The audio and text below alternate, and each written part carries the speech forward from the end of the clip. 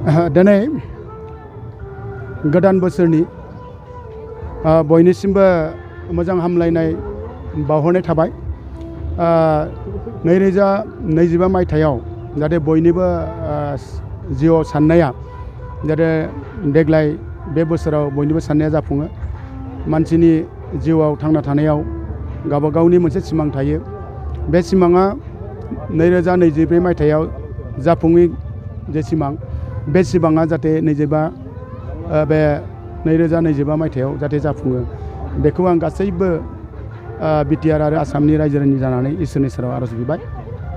दिनै सुक्लाय सेरफांनि बे जोहोलावफुरि पार्कआव दिनै गोदान बोसोरखौ बरायनायजों लोगोसे बेयाव हाजार हाजार सुबुङा जोहोलावफुरि पार्कआव फैनानै गोदान बोसोरखौ बरायफैदों। आरो जाय सुबुंफोरा जोहोलावफुरि पार्कआव फैनानै गोदान बोसोरखौ बरायफैदों, आं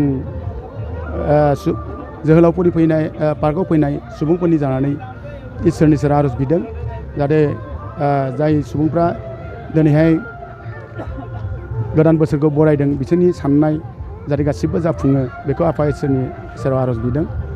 आरो दिनैहाय जोहोलावफुरि पार्कआव मोनसे जोंनि थाखाय गोजोनथाव बाथ्रा मोनसे बेनो जाहैबाय जोहोलावफुरि पार्कआव मोनसे गिदिर मोनसे समस्या मोनसे दंमोन, बेखौ पार्कआव नांथारगौमोन।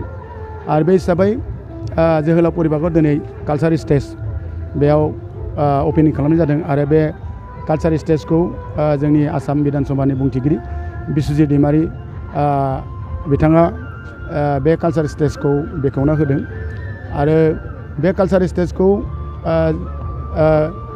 जों मोननो हादों जोंनि आसामनि मन्थ्रि उरखाव गोरा ब्रह्म बिथाङा सानसे थांनाय बोसोराव जोहोलावफुरि पार्कआव फैदोंमोन। आरो बेवहाय जोहोलावफुरि पार्कआव फैनायाव आङो उरखाव गोरा ब्रह्मखौ बुंदोंमोन बेयाव मोनसे कालचार स्टेजनि प्रयजन दं।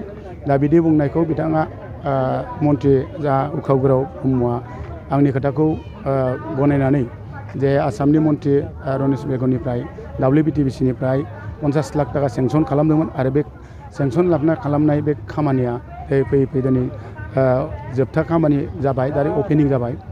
दिनैहाय बे स्टेजावनो दा माने बाहाय मेथाइ दिनैहाय बाहाय मोनसे मोसानाय सोलिगासिनो दं।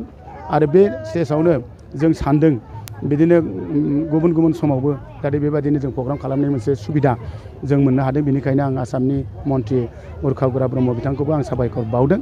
आरो बयनिसिमबो दिनैहाय जे जोंनि जोहोलावफुरि पार्कआव फैनानै गोदान बोसोरखौ बरायबाय, आरो बे बरायनायनि थाखाय आं बयबो रायजो राजाखौ आंनि MCLA हिसाबै, बे समस्तिनि MCLA हिसाबै आङो गोजोननाय फोरमायदों आरो साबायखर बावदों।